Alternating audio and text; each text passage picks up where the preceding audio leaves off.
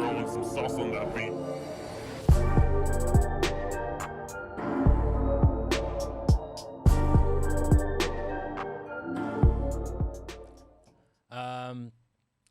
Final thing I've got to do is just a little bit of mastering. And Trav, you're going to have to watch the old level here. That's cool. I got you. You got me? Okay, because this is going to crank up a little bit.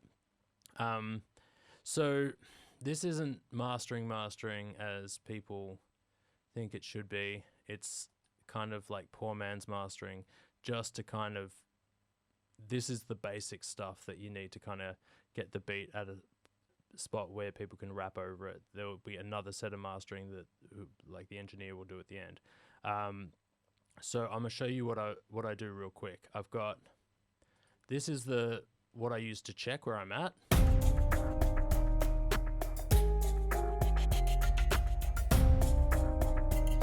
All right, something I just want to point out here. I've pointed this out a few times, but this is like one of the most important parts of beat making. All you beat makers, have a look at this.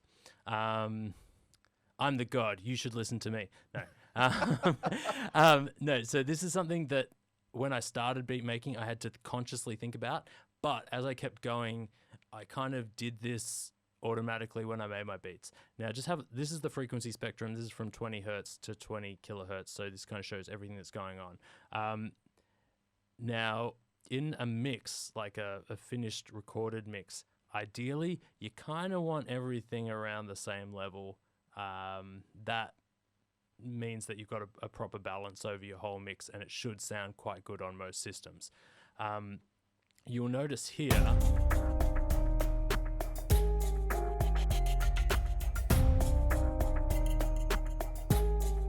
it's quite even. It's a little bit high up here, but there's a dip around this 1 to 5K range where not as much stuff happens. And that is because that range there is where the vocal sits. And if you make a beat and you've got all this shit going on in there, when someone goes to rap over it or sing over it or whatever, they're not gonna have any space there in the frequency spectrum. It's gonna be really hard to get their voice over the top sounding good. So when you make a beat, kind of watch that there ain't too much stuff here.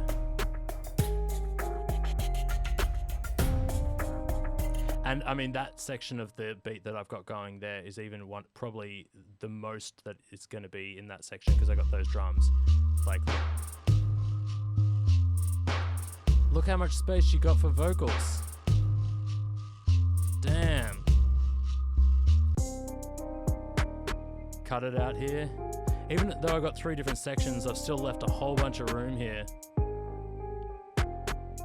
And before I had to check that every single time I like did a master, but nowadays it just kind of comes naturally to just leave that section out. So that is part of mastering, like mostly part of mixing though. So just that's something to be aware of. There's a little tip for you. Check it out. All right, anyway, I'm going to move on to the actual mastering stuff. So I'll look at this. This is my EQ that I use. I mean, it's pretty good. The only thing I would say is I want to add a little bit more bass to it.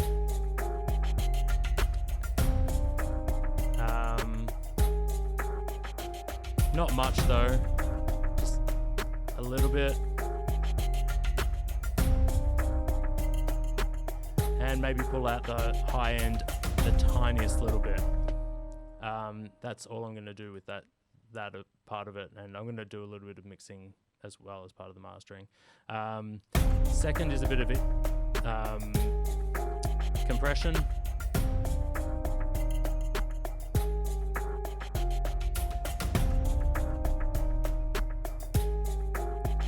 Now I'm keeping this very, very light because this isn't supposed to be like a finished master of the track. I'm not going as far as I would if I was doing this on a final. So I'm trying not to get more than like 2, at the most 3 dB of reduction here. This is just to kind of tighten up everything a little bit and make it sound a little bit nicer. And this is a really cool EQ that just makes everything sound better anyway. Sorry, EQ? Compressor. So, whoa.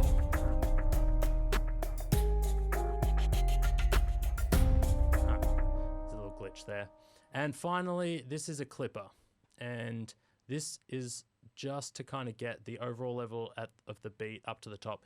Again, if I was mastering properly, I would probably slam this way harder and do a little bit of trickery so I could get more level out of the beat. But because we are just setting this as a beat, I'm only getting this to a point where it's taking off the tops of the very loudest sounds and just getting to this beat to a level where it kind of sounds good everywhere. So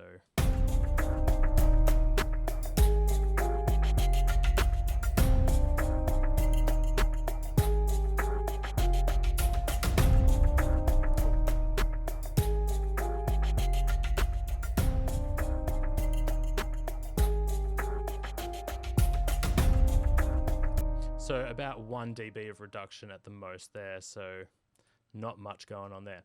All right,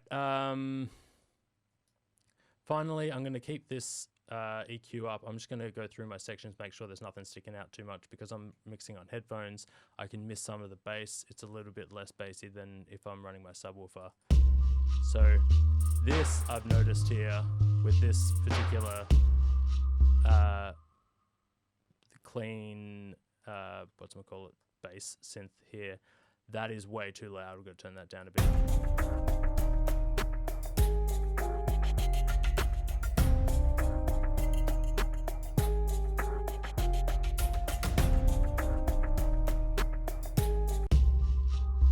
Oh, that's the one, sorry. I was doing the wrong section.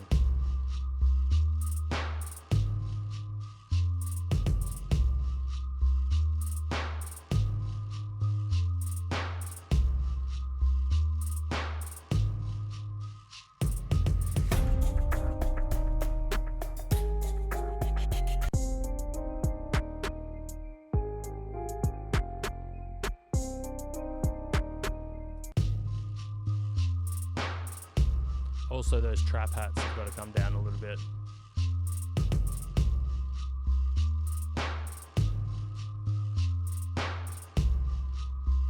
It's kind of cool.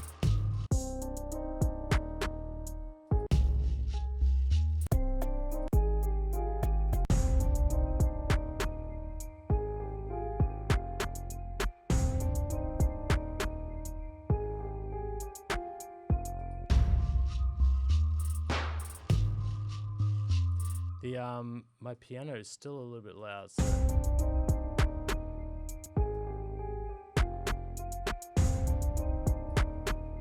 and could be a little bit roomier. I'm just gonna turn up the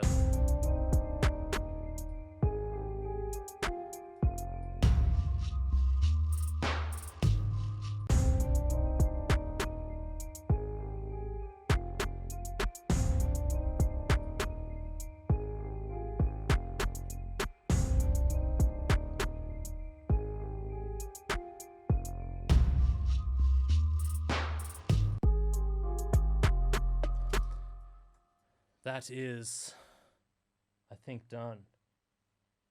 Trav, what do you think of that beat? Thumbs up from me, mate. I like it. Thumbs up from the Trav.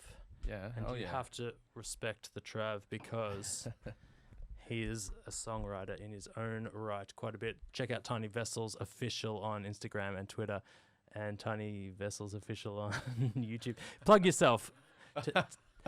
TinyVessels.com. Wait, is it TinyVessels.com? I won't plug myself. I won't tell everybody that I've got a single coming out on the 22nd of March. Wait, you've got a single coming out on the 22nd of March? It's only on the 22nd of March. Oh, 22nd of March.